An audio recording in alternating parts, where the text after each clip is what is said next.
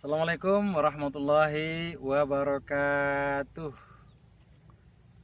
Alhamdulillahirabbil alamin. Sama-sama kita ucapkan kepada Allah Subhanahu wa taala atas segala rahmat dan nikmat, sehingga dengan alam yang membentang begitu luas hari ini kita masih diberikan kesempatan untuk bernafas. Kita masih diberikan kesempatan untuk berjalan, berpikir sebagai agen perubahan dunia pendidikan, baik di Indonesia secara umum, terkhusus untuk kita di Aceh Tamiang. Salawat dan salam sama-sama kita sanjung tinggikan kepada baginda Rasulullah SAW. Juga dengan hadirnya beliau ke permukaan bumi ini telah mengajarkan kita bagaimana mendidik para peserta didik dengan baik yang benar. Hari ini saya Ahmad Tarmizi selaku CGP Rekognisi diberikan tugas oleh pembimbing kami bahwasanya untuk menyelesaikan modul 2.3 coaching untuk supervisi akademik di bagian koneksi antar materi.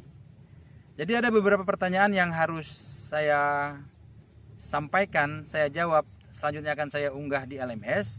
Yang pertama pertanyaan di sini adalah peran coach di sekolah. Coach adalah kalau bahasa kerennya pelatih, melatih. Nah, kita seorang coach di sekolah ini harus bisa mengeksplor seluruh guru kita, guru-guru yang ada di sekolah kita. Jadi dengan adanya jiwa kepemimpinan dan menjadikan diri sebagai coach, yakinlah sekolah yang kita bina selaku instansi terkecil dari dunia pendidikan akan menjadi lebih baik di masa-masa yang akan datang. Kita selaku coach harus mampu mengeksplor guru kita, guru yang ada di sekolah kita, untuk mampu mengambil sebuah kebijakan-kebijakan. Ketika memang ada anak teman-teman kita dari guru tersebut yang memang agak sedikit sulit, kita harus bisa mengeksplor mereka dengan proses coaching, yaitu coach dan coachee. Nah, ini merupakan satu prinsip yang wajib kita pahami, dan sangat rugilah apabila seorang pemimpin tidak memiliki manajemen untuk melakukan coaching terhadap coachee yang akan kita lakukan sebagai seorang coach. Kemudian selanjutnya, bagaimana keterkaitan coach ini dengan modul 2.1, yaitu pembelajaran berdiferensiasi. Pemirsa video kami yang kami hormati, untuk memahami keterkaitan antara coach dengan 2.1 pembelajaran berdiferensiasi, kita harus memahami apabila ada 20 orang anak di dalam kelas yang memiliki latar belakang dan hal yang berbeda, apakah mesti 20 model pembelajaran yang kita berikan? Tidak mesti. Tapi dengan media-media pembelajaran sehingga kita mampu mengkondisikan anak tersebut sehingga anak tersebut mampu menerima pembelajaran. Misalnya, kalau memang di dalam kelas tersebut ada anak yang suka bergendang, maka kita ubah resonansi pelajaran matematika dengan cara bergendang, dengan ajak menyanyi. Karena anak tersebut baru bisa masuk ke dalam dunianya apabila pembelajaran tersebut dilakukan dengan seni.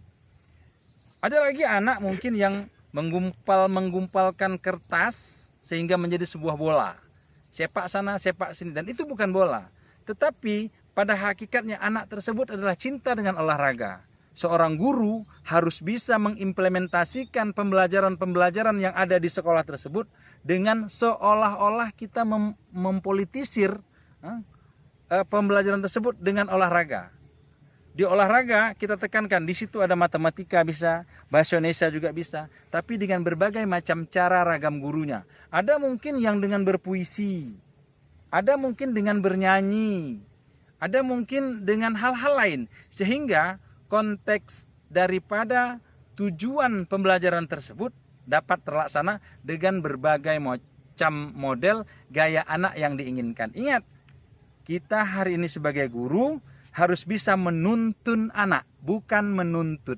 Nah, kita sebagai pamong hari ini dengan pembahasan yang biasa disampaikan oleh Ki Hajar Dewantara, ing ngarso sung tolodo, ing madio mangun karso, dan tut uri handayani. Kemudian ada pertanyaan berikutnya adalah keterkaitan coach ini dengan modul 2.2, yaitu pembelajaran sosial emosional. Apa itu pembelajaran sosial emosional? Pembelajaran sosial emosional adalah pembelajaran yang menghadirkan anak-anak supaya anak-anak tersebut bisa melakukan hal terbaik dalam segi emosinya dan dengan keadaan sosial berintegritas dengan dirinya, dengan temannya, dan dengan masyarakatnya apabila nanti sudah menjadi masyarakat yang seutuhnya. Kemudian di dalam pembelajaran sosial emosional ini ada terkenal dengan CASEL. Apa itu? Collaborative for Academic, Social and Emotional Learning. Nah, di sini juga kita diharapkan untuk mampu mengembangkan 5 kompetensi dasar sosial emosional. Apa itu? Yang pertama, manajemen diri, kesadaran diri, manajemen diri, kesadaran sosial, keterampilan berelasi, dan pengambilan keputusan yang bertanggung jawab. Jadi, hal inilah yang harus kita pahami, bahwasanya kita ini adalah manusia yang harus berinteraksi dengan manusia lainnya. Maka dengan pembelajaran sosial emosional ini, kita harapkan anak-anak dapat menjadi manusia seutuhnya. Dan bagaimana cara kita guru untuk memanusiakan manusia. Selanjutnya yang terakhir, bagaimana keterkaitan keterampilan coaching dengan pengembangan kompetensi sebagai pemimpin pembelajaran. Sebagai seorang pemimpin pelajaran, yakinlah tidak semua anak itu bisa menangkap pembelajaran yang kita lakukan itu dengan baik dan benar. Dengan cara coaching inilah kita akan mendatangi anak, kita bertanya dengan cara mengeksplor sehingga anak tersebut bisa menjelaskan siapa dirinya, apa yang ia mau. Kemudian anak tersebut dari hal yang tidak tahu, dia akan berproses dengan pertanyaan-pertanyaan yang memang mempunyai skill-skill yang baik, hebat dan tinggi, sehingga memunculkan pertanyaan-pertanyaan yang pada akhirnya dengan pertanyaan kita tadi, anak bisa menjawab permasalahannya. Dan ini merupakan keyakinan bagi dirinya untuk menjadikan dirinya lebih baik di masa-masa yang akan datang. Barangkali demikian yang dapat kami sampaikan pada kesempatan kali ini tentang coach yang berhubungan dengan keadaan modul 2.1 dan 2.2. Apa itu? Pembelajaran tentang berdiferensiasi dan pembelajaran sosial emosional. Demikian, terima kasih atas segala perhatian kami ucapkan ribuan terima kasih. Assalamualaikum warahmatullahi wabarakatuh.